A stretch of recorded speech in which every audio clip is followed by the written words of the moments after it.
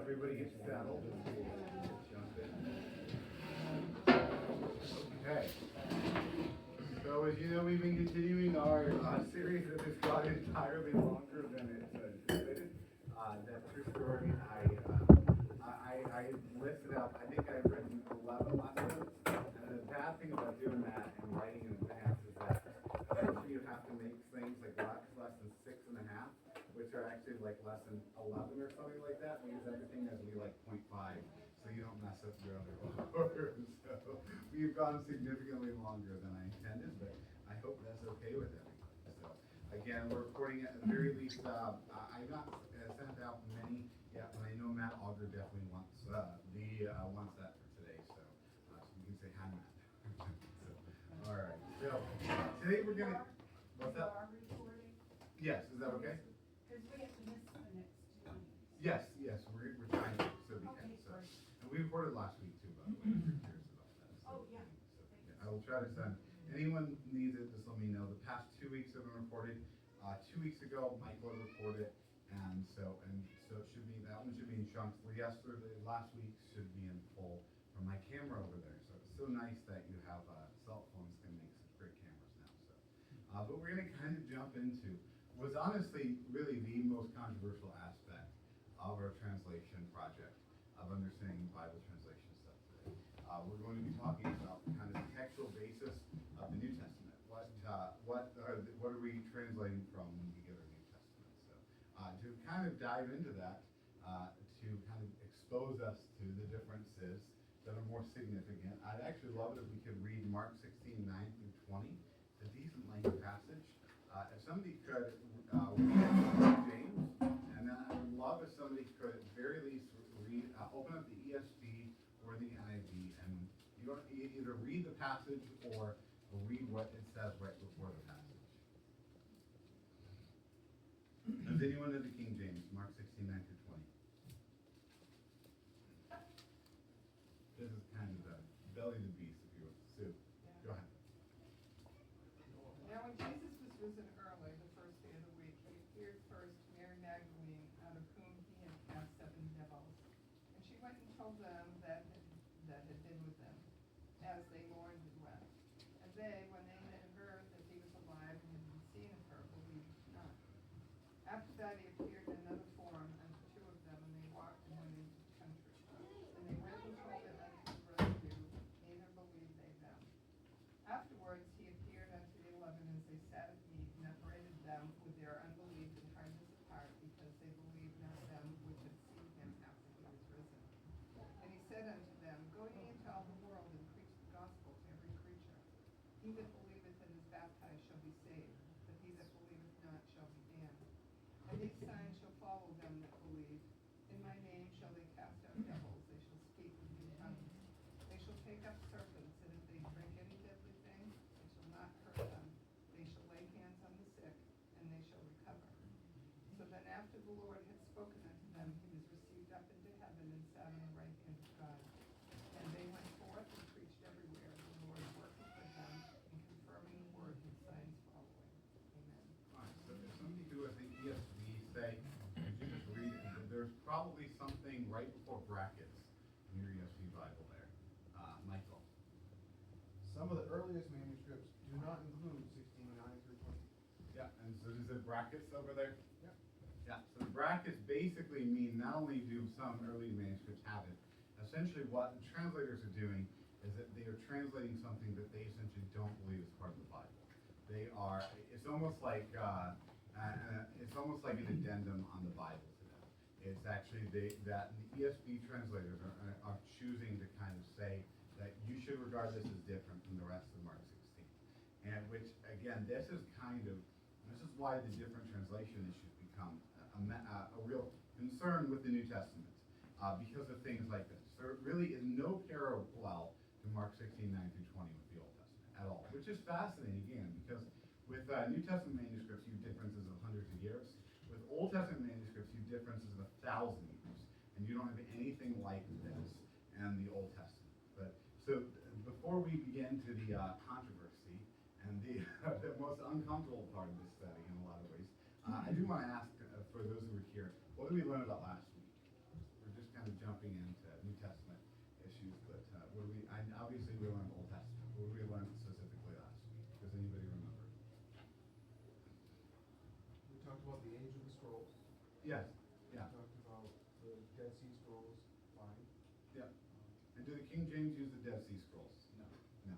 It's which is it because they're really against the Dead Sea Scrolls? They weren't found yet. Yeah, that would have been impossible. So it was that conscious decision. It was just it would have been fundamentally impossible. Yeah. So we learned about some of those things, and we learned about we learned about a Greek version of the Old Testament that's used sometimes in Old Testament translations. But we're going to jump into the New Testament differences today, which again, one of the different reasons why we're going to see more of the significant differences between New Testament manuscripts and copies of the New Testament is because of the fact that with the Old Testament you have copies being kept essentially in and around the temple. Even when God's people were taken into exile, and they were being kept essentially the priesthood. You have that and diligent copy. What you have with the New Testament is essentially this is the first century church is a missionary church. And so what's going on is that you have Paul, let's say Revelation. We're going to study Revelation on Sunday. Revelation is written in how many churches? 7. So it's, and it goes to these 7 churches. First Peter is even more significant, right? So it's going to these 7 churches and distributing them there. So immediately, rather than kind of having a central place of keeping, this is all spreading out through the Roman Empire. Then very quickly and very far out. And so that's where we're going to result in having manuscripts that are spread out, and differences in copies and manuscript families. But even there, I want to spoiler alert, there's a shocking degree of similarity between literally every single early manuscript in the New Testament. A shocking degree, and something that again is spread out widely pretty much right away. So let's talk about kind of what the basis of the King James is for the New Testament. Who knows where the King James as the New Testament comes from? What are they translating? Ray? Sorry, the received text. Yes. Textus Or- Receptus. Yes, the Latin is Textus Receptus, so yeah, the received text, so, which sounds highfalutin and special. So the Textus Receptus, this is the Greek manuscripts used by the King James, and you can guess what other translation.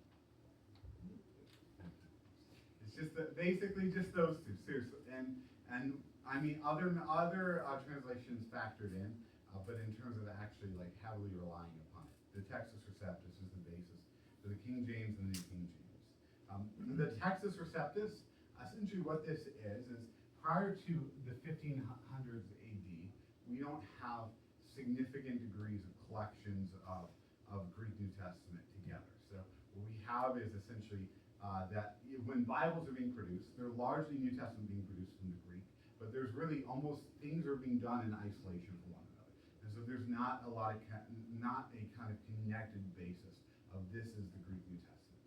And that was assembled, which it would be difficult because prior to the 1500s, there was one invention that did not exist. Who knows? Printing press. Printing press, right? So printing press kind of, a lack of printing press makes the uniformity and long documents difficult, apart from, again, the extensive bookkeeping of the Jewish people. But the Textus Receptus, it was compiled by Erasmus in the early 1500s. Erasmus essentially is kind of this early Reformation, pre-Reformation figure, a scholar with the Catholic Church. And the purpose of the Textus Receptus was to, was anybody to guess? Why did he want it? Why was the Textus Receptus put together? It was actually to aid in Latin translations. The Catholic Church wanted basically a new Latin New Testament. And so what you have in the original Textus Receptus is Erasmus, he's going through, he's this great scholar, I mean one of the greatest scholars in history. And so he's going through all the Greek manuscripts that he had, and he's putting them together into one long extended form document. And then if you see actually early copies, what you'll see it's almost like two-sided. It looks like an interlinear Bible, where he will have the Textus Receptus will have the Greek and then it'll have the Latin on one side, which he's translating from the Greek into the Latin. And the Textus Receptus used some of the best manuscripts available in the 16th century. Erasmus made some decisions which he thought was better because there was disagreement in manuscripts available at the time. And it really was that the King James New Testament was going to be very similar to what we have in New Testament translations into other languages as early as like 500 AD. So this would have been, especially in the church in the West and Western Europe and places like this would have been basically very, very close to what was kind of the standard for the basis of translating the Bible. Erasmus, he heavily focused upon the numerous New Testament copies that were gathered by the Byzantine Empire. So the Byzantine Empire, late Roman Empire period, so they essentially sought to not particularly to Christianize anything, but to essentially as a historical process. They gathered together a lot of manuscripts that they found together of different documents, including Greek. So as a result of that, the Byzantine Empire made tons and tons and tons of copies of New Testament letters. And there's a lot of them that kind of appear like starting 300 AD or so, and that going onwards. You have a lot of copies that look very similar. And this is called the Byzantine text type. King James, so when we talk about King James Bible, then again, so this is based on the Textus Receptus. And sometimes people argue that they're King James only, right? I'm sure you guys have encountered King James only, right? Well, a lot of times, I think the most intelligent King James only, the most reasoned out or consistent in this, actually what they really are is Textus Receptus only. And what do you think I mean by that? I know in my experience, they would accept and even promote translations from the Textus Receptus into other languages like remissions and that sort of thing. So they wouldn't say the Spanish-speaking person had to, maybe it's not what you're getting at, but they wouldn't say the Spanish-speaking person had to use the King James, but they had to use a Spanish translation from the Textus Receptus. Yes, exactly. Yeah. So there's a lot of King James only-ish people that will be very comfortable with the New King James. And that's largely why the New King James exists, which is what we'll talk about later. So again, it's often basically this idea that the Textus Receptus, this is the ultimate version of the New Testament. This is the truest that we're going to get. I think a lot of, I've interacted with scholars that hold that Textus Receptus is kind of ultimate. And usually, the honest ones will not say, well, I know for sure this is exactly what Paul would have written. But they're just saying that this is by far and away the closest that it's even logically possible to get. But obviously, not every translation is the same in the New Testament. We've seen this in Mark 16, 9-20. And so what do other English translations, more modern ones, typically use? Any knowledge on what do they typically translate from?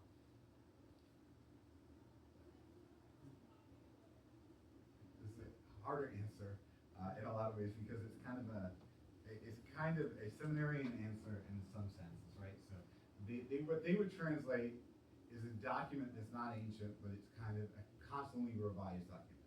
And that is called the Nestle-Aland Greek New Testament. Most Bible scholars, actually even a lot of King James onlys would have Nestle-Aland in their library. I mean, this would be, for those who aren't Christians, this is what they use. Nestle-Aland is basically, this is not an inerrant group, but essentially what Nestle-Aland is this project committee that brings together the best historical research they believe to compile a Greek New Testament to translate into English from manuscripts that they've studied. And so this is put together by the United Bible Society. And again, so there's constantly different updates. I think the most recent revision would have been in the early 2000s. So it's not something that's that frequently, and typically the changes are very minute. And so I actually,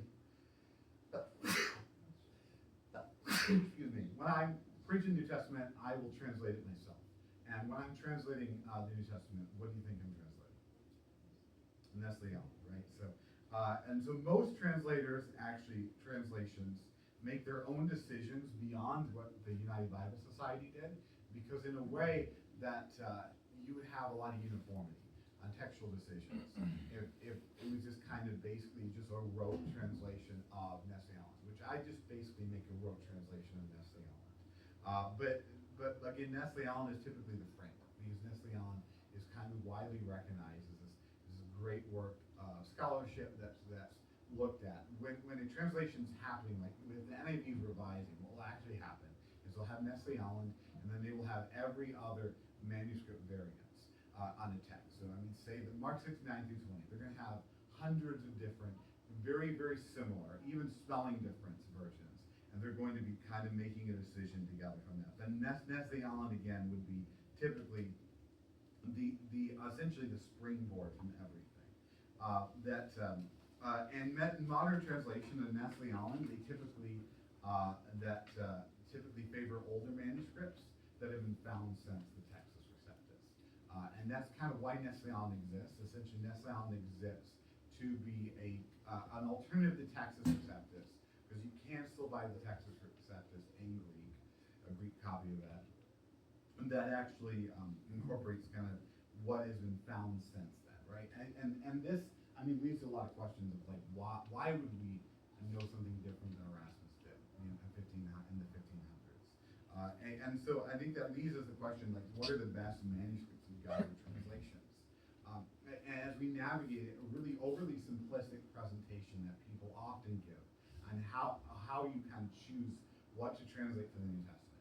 As a simplistic presentation presents us as, well, the King James Version, it holds the Byzantine text type, and again, from the Byzantine Empire, and other translations that use the Alexandrian text type, which would be essentially from the region around Alexandria and its libraries.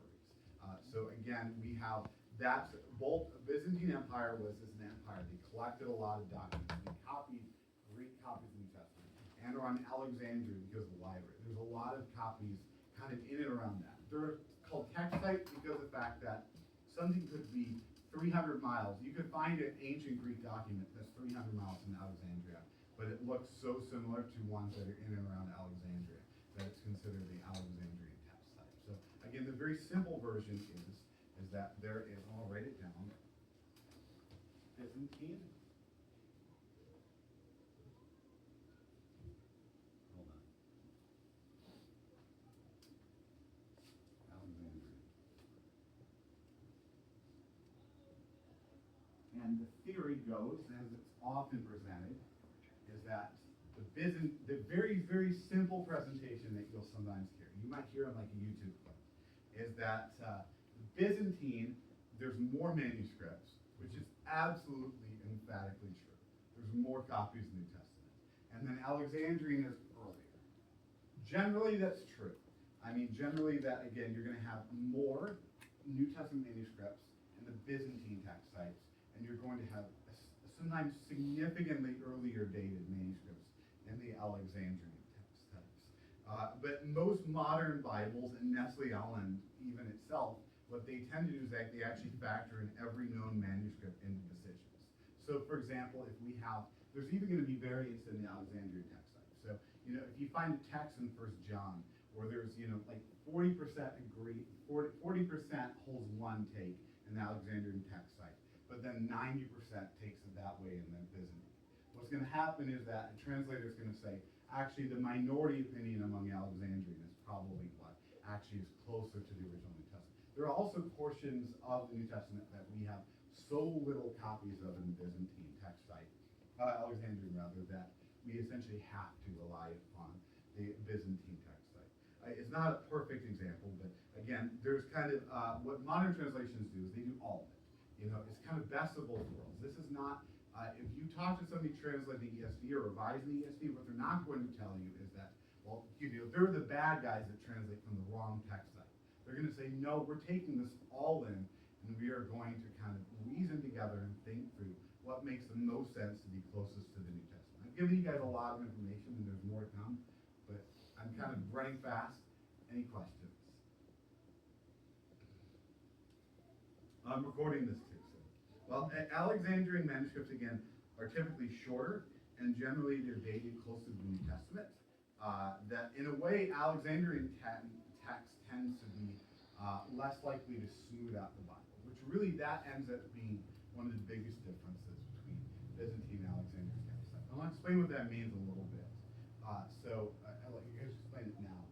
So what happens when you copy something is that human error obviously happens when we copy anything. And it tends to be the case that when humans copy something, they tend to more often make mistakes of taking complicated things and making them simple, more than taking simple things and making them complicated. Or taking messy things and making them neat, versus taking neat things and making them messy. Can you guys think of any examples of that, or any thoughts on that? I'm just trying, who were the scribes in either group or both groups that were committed to this, and what were their ideologies? Modern scribes you're talking about? No, the Alexandrian and the Byzantine. What groups were they, and what were they? Were they all Christians? Were they just We scholars? don't fully know. We know, we have evidence that things like Coptic Christians so sometimes behind the Byzantine text site. But those would have been later manuscripts.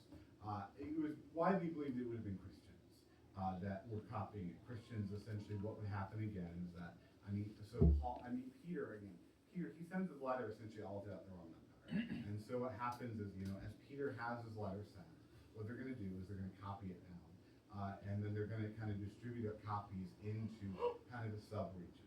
And then there's copies within that. So it's widely believed that almost the vast majority, especially the earlier you get, the more likely it would have been to be Christians. We do know that among the Byzantine Empire, it was fairly normative that essentially just scholars and historians connected to the Roman Empire that had no religious backing would just find it important to just copy and preserve any kind of document. And so probably there are lost people involved.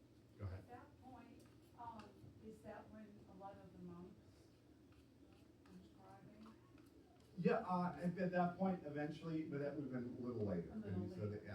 But also another thing, right? So one of the complexities of what we often present text types as, New Testament manuscripts as, we think of it as like basically somebody just has like the letter of James, for example.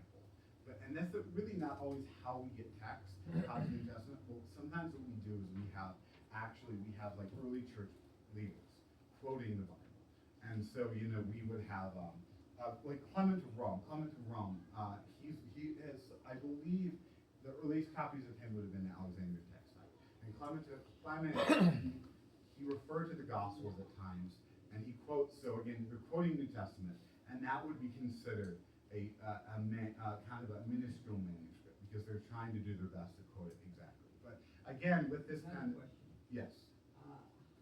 Are any of these translations affected by the heresies that were going on at that time?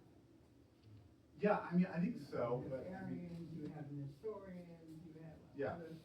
other sects Yes. coming out. Yeah,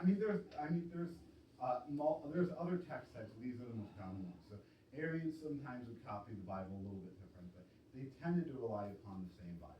And especially if you look at Alexandrian, some of the Alexandrian text types would have significantly predated a lot of the kind of formal areas that existed, which is an argument for the earlier text type. But again, one of the things that will happen is that even like if you were copying down what I say, right?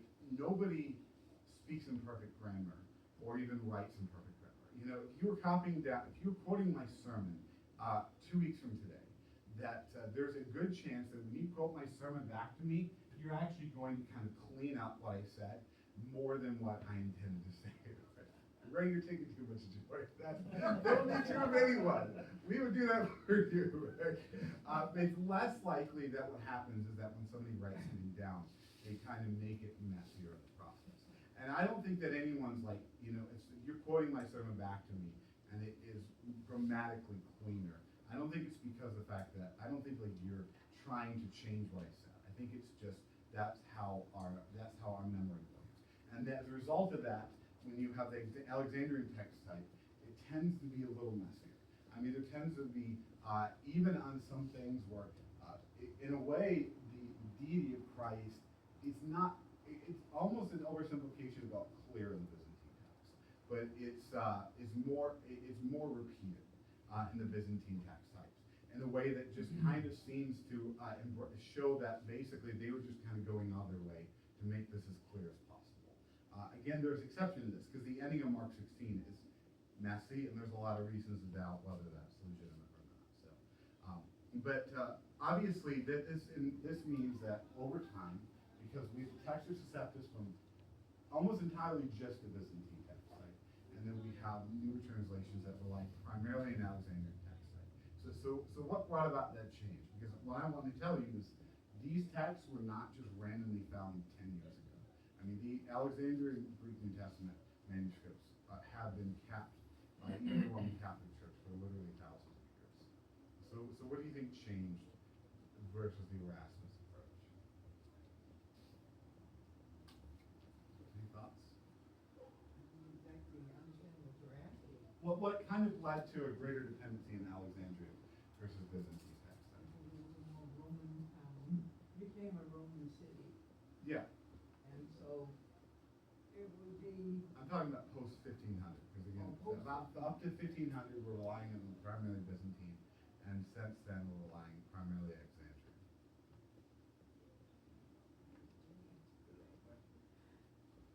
Yeah, so it's complicated, and that's okay. So there is a variety of reasons. One, probably the biggest impact on giving us greater reliance in the Alexandrian text type was the discovery of something called Codex Sinaiticus, which Codex Sinaiticus is one of the most, it's basically, among the Alexandrian text type, the most complete copy of the New Testament, and it's very early date. I mean, it is, I believe to this date, the earliest copy of an essentially complete New Testament. And what stood out is that it overwhelmingly agrees with most Alexandrian manuscripts, which kind of shows that, this wasn't a disparate work. It gives more confirmation that these Alexandrian manuscripts, that these probably were more of what was akin to what the New Testament writers were arguing. Also, there's greater study of something called the Codex Vaticanus, which the Codex Vaticanus is essentially among anything prior to like 500-600 AD. Codex Vaticanus is the most complete copy of the New Testament in Greek prior to that. And Codex Vaticanus, what do you think is called Codex Vaticanus? at the Vatican. At the Vatican. It's been at the Vatican for a very, very long time, and the Roman Catholic Church has kept it secure for a far longer time than even the Vatican was kind of formally finalized. But there's been greater study of the Codex Vaticanus. Essentially, Codex Vaticanus, the Roman Catholic Church has kept a lot of early church documents and then has kind of gone through different phases of their study of it. And now both Roman Catholics and even secular historians have studied the Codex Vaticanus and found evidence both from the Greek language of the first century as well as from essentially carbon dating that the Codex Vaticanus is significantly earlier than it thought to be the case. And this gives the idea that the Alexandrian text site was more reliable than previously thought. Again, one thing to note though is that this isn't always a simple yes or no, right? When the Textus Receptus, which is the basis of King James, came out, those behind the Textus Receptus and those endorsing it, they were not arguing they definitively know that Byzantine is better. They basically, it was kind of that this was kind of basically you have to choose. Flip a coin-ish type issue. This was not a passionate, like this is perverted Bible. And that's, I think, what becomes wrong with this King James only type argument. There's more confidence than Erasmus, which is a little silly in a lot of ways. But further, archaeological digs in the 19th and 20th century have found more copies of Alexandrian text types, and including very, very, very early of Alexandrian text types. Often, anything written by John, there tends to be a lot of very early copies of it. And this discussion, and this substantially kind of swung the discussion, even as there's always been a pushback on the Textus Receptus. We see evidence even in the Reformers. The Reformers knew about the Textus Receptus. You would have had a Calvin had known about it and had questions, did not regard this as a perfect doctrine. which it was not meant to be a perfect document. And is Nestle Aland a perfect document? No, no. The only thing that could be is if we had the original copies of the New Testament, which that would be impossible. But we have very, very, very close copies. But some Alexandrian text site is within a century, which that sounds like a long time now. But again, the ancient people were far, far better at being able to memorize and be able to keep things, even passing down through oral tradition. And thus, in a way, like if you compare to other Roman documents, we're not seeing that kind of within a century. But we see a lot of New Testament copies that are within a century or within 2 centuries, and the spread out ones in the Alexandrian text site tend to be incredibly similar. So this gets back to what we brought up last week with the less people involved in kind of passing along the story, the more likely that the person has the actual original words they're passed down. Any thoughts here?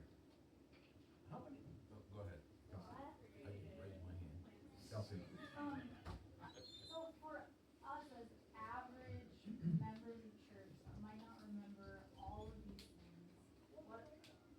I'm so sorry. No, I'm not trying to say that in a negative way, but if I'm running into someone in a local church that believes King James Version only, this is the way to go, and I only have a few sentences to engage with them, probably not feeling like I'm a total idiot and don't know all of what to say. Like, how do you have any advice on what is the most important thing to remember, or like a few sentences that you could say to stand strong on my view that I don't believe that King James Version only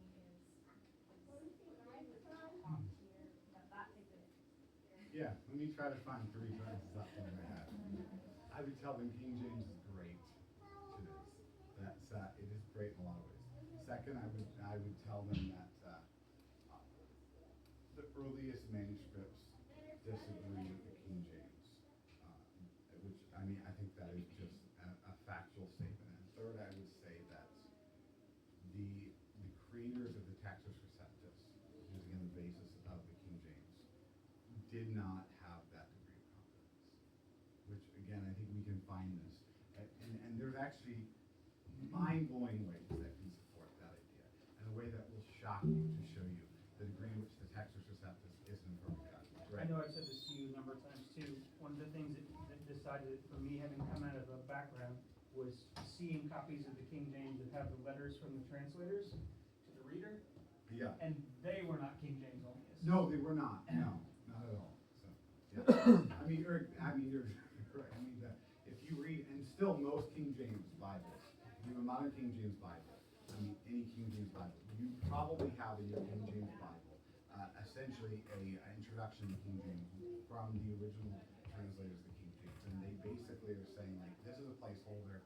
We're excited. We're Done the looking best forward we to could. other Yeah, done the best we could. Yeah, and they recognize their flaws, and they basically suggested that there needs to be a better one in the future. Which we can talk more about King James onlyism and its flaws some in the future. But I will say that on the counter, I think the best argument at this point, the best actual historical argument or scholarly argument, I think at this point remaining in history for kind of holding to the Textus Receptus as this kind of ideal that we need to kind of maintain, and this ideal that it leads to the ultimate translation. Basically, the best argument for King James and New King James over other translations is essentially this idea that God dictated tradition, which sometimes you'll find in New King James or King James arguments, especially King James arguments.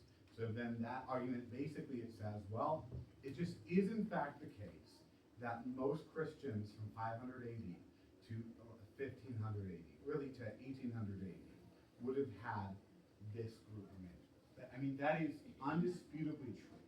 And so Textus Receptus Omnius, or King James Omnius, essentially what they're going to try to argue is that God divinely guided that to be so.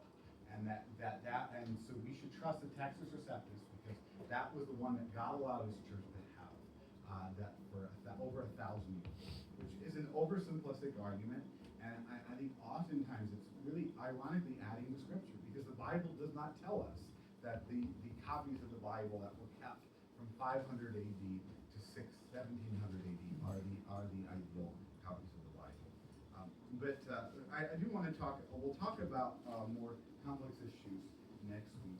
I'm surprised actually the ground we covered, but how do the Texas Receptus and the Nestle Allen change our translation? Like, what is the actual impact on our New Testament?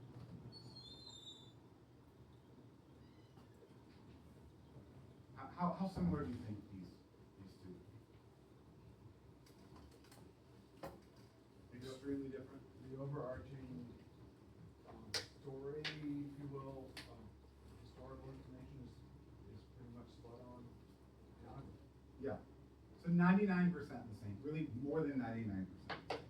I mean, they're very, very close, which again, just confirms the New Testament.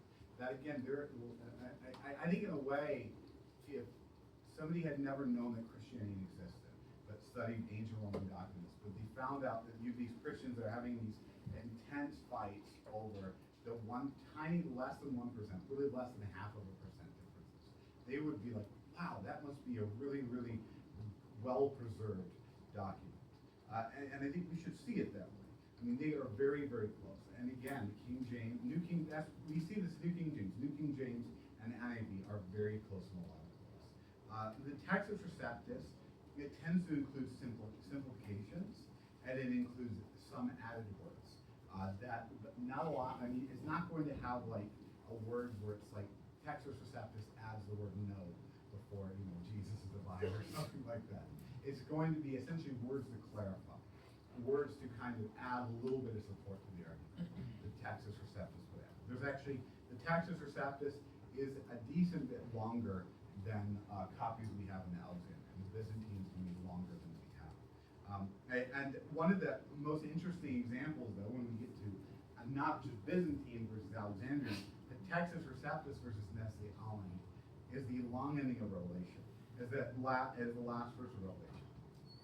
So the word Christ is in the last verse of Revelation and the King James. And the word Christ is not in the last verse of Revelation. I think it's Jesus it has.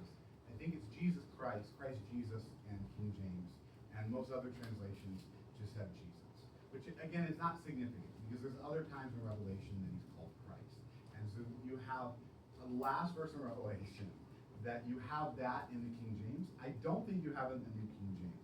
Because one of the reasons why that's the case is because when Erasmus, who is an imperfect man, when he's creating his copy of the Greek for Revelation, what he does is he realizes that he cannot find a single Greek manuscript that has the word Christ in the last verse of the Bible.